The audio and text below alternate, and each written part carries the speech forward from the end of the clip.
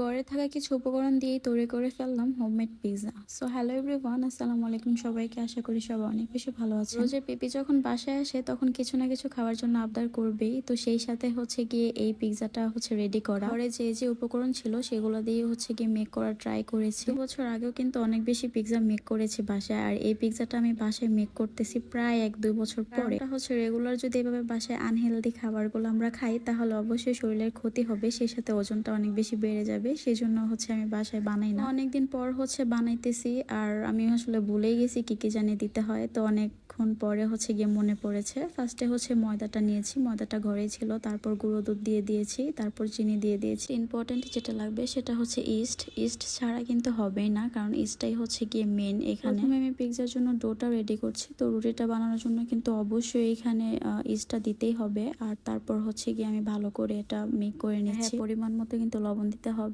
তারপর হচ্ছে গিয়ে আমি অল্প অল্প করে পানি দিয়ে দিচ্ছি, কারণ হচ্ছে এখানে ডোটাই হচ্ছে এরকম ভাবে তৈরি করতে হয়, অল্প অল্প করে পানি দিয়ে। পানির পরবর্তীতে যদি এটা দুধ দিয়ে তৈরি করা যায় তাহলে আরো বেশি ভালো লাগবে, কারণ হচ্ছে গিয়ে অনেক সুন্দর একটা স্মেল চলে আসবে। অবশ্যই সাথে একটু অয়েল বা হচ্ছে গিয়ে বাটার দিয়ে দিবেন, তাহলে হচ্ছে এটা অনেক বেশি স্টিকি করবে, খুব ভালো লাগবে দেখতে। হাতে কিংবা প্যানে এটা লেগে যাবে না। তো যাই হোক, এটা হচ্ছে গিয়ে আমি আধা ঘন্টার জন্য রেস্টে রেখে দিয়েছিলাম। লোক হচ্ছে এটা হচ্ছে আধা ঘন্টা পর দেখেন কতটা স্টে করতেছে, তারপর হচ্ছে এটা হাতেও লাগতেছে না, আর অনেক বেশি ফুলে গেছে। যাই হোক, আমি রুটি বানাতে পারি না, সেজন্য হচ্ছে আমি এটাতে সেটিং করে নিয়েছি ডোটা সুন্দর করে, যাতে হচ্ছে রুটির মতোই লাগে। পরের কাজটা করতে আমার ভালোই লাগে, কাঁটা চামচ দিয়ে রুটিটাকে ভালো করে হচ্ছে গিয়ে সেট করে নিচ্ছি, যাতে রুটিটা ফুলে না যায় ওভেনে দেওয়ার পরে। হচ্ছে নর্মালি টমেটো সসটা ইউজ করছি, কারণ আমার কাছে হচ্ছে পিৎজা সস ছিল না, তো এখানে আমি টমেটো সস ইউজ করছি। আর এখানে দুই পিচ্ছি হচ্ছে বসে বসে পুরোটা প্রসেস দেখতেছি। দুজন কিন্তু আমাকে অনেক বেশি হেল্প করেছে কাজে। তো যাই হোক, তারপর হচ্ছে আমি এখানে পেঁয়াজ নিয়ে নিয়েছি এভাবে কেটে। তারপর হচ্ছে আমি যে চিকেনটা নিয়েছি সেটা আগে থেকে আমি ভেজে নিয়েছিলাম সুন্দর করে ম্যারিনেট করে। নরমালি বাসায় যেগুলো ছিল সেগুলোই হচ্ছে আমি এখানে সুন্দর মতো দিয়ে দিচ্ছি গুছিয়ে। আর হচ্ছে আমি এখানে টমেটোটা আপনারা দিতে পারেন, টমেটোটা আমি স্কিপ করেছি কারণ হচ্ছে বাচ্চারা খেতে চায় না, সেজন্য। পিৎজাতে কিন্তু অনেক টপিক ইউজ করা যাবে যদি আপনাদের পছন্দ অনুযায়ী বাসায় থেকে থাকে। যাই হোক, এখন আমি যেটা ইউজ করব সেটা হচ্ছে চিজ।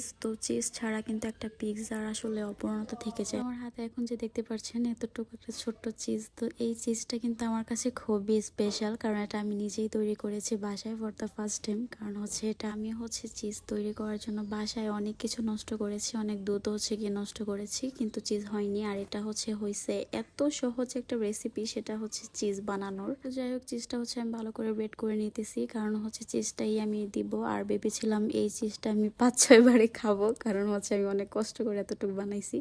তো আধা কেজি দুধ দিয়ে হচ্ছে এতটুক চিজ হয়েছে। হচ্ছে এটা ব্রেড করার পরে দেখলাম যে না, এটাতেই হবে না, আমার এই পিৎজাটাতে আরো চিজ দরকার ছিল, তো এতটুকুই হবে না। তো তারপর হচ্ছে গিয়ে আমি পুরোটাই দিয়ে দিয়েছি। পুরো আমার কাছে কম কমই লেগেছে। তো যাই হোক, এরপর যখন বানাবো অবশ্যই অনেক বেশি বেশি করে চিজ বানিয়ে রাখবো ঘরে। আর আপনারা যদি রেসিপি জানতে চান তাহলে অবশ্যই বলবেন। এটা হচ্ছে অনেক বেশি পারফেক্ট হয়েছিল। তো যাই হোক, তারপর হচ্ছে গিয়ে আমি পিৎজাটার উপরে যতগুলো চিজ ছিল সবগুলো হচ্ছে সুন্দরভাবে দিয়ে দিয়েছি। বাসায় অনেক বেশি চিজ থাকবে তার অবশ্যই এক লেয়ার নিচে দিবেন চিজটা, তাহলে অনেক বেশি ভালো লাগবে খেতে। আমার কাছে অল্প ছিল সেজন্য আমি উপরে দিয়ে দিচ্ছি। আসলে অনেস্ট একটা কথা হচ্ছে কি, আমি যেহেতু এটা অনেক বছর পর বাসায় বানাইতেছি সেজন্য হচ্ছে আমার মাথাটা পুরোই গুলাই গেছিল, কোনটার পরে কোনটা দেবো আমি ভুলেই গিয়েছিলাম। তো তারপর হচ্ছে গিয়ে খুব যত্ন সহকারে পুরোটা আর কি শেষ করি। আর হচ্ছে যখন আমি ডোটা তৈরি করছিলাম তখনও কিন্তু সবকিছু গুলে গিয়েছিল, কারণ যেটা সময় লাগতো 5 মিনিট সেটা হচ্ছে আমার 20 মিনিট লেগে গিয়েছিল ভুলার কারণে। তো যাই হোক, এভাবে হচ্ছে কেউ ছেড়ে দিবেন। বাসায় টুকিটাকি জিনিসপত্র তৈরি করতে পছন্দ করেন তারা সবসময় কন্টিনিউ করবেন, এটা না হলে হচ্ছে এভাবে ভুলে যাবেন। যাই হোক, আমি হচ্ছে ওভেনে পিৎজাটা মেক করে ফেললাম।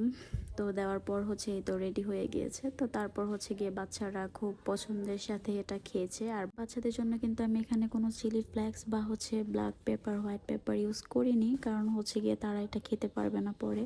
তো সেজন্য হচ্ছে এটা আমি নর্মালি যাতে তারা হচ্ছে খুব মজা করে খেতে পারে। তো আলহামদুলিল্লাহ তারা খুব ভালো করে খেয়েছে। আর হচ্ছে রোজ তারপর হচ্ছে গিয়ে সস নিয়েছিল, আর রাইসাও খুব মজা করে খেয়েছে। হচ্ছে জাল খায় সেজন্য হচ্ছে সে আলাদা করে সস নিয়েছিল। তো যাই হোক, আজকের ভিডিওটি এই পর্যন্তই। ভালো থাকবেন সবাই। থ্যাংকস ফর ওয়াচিং সবাইকে।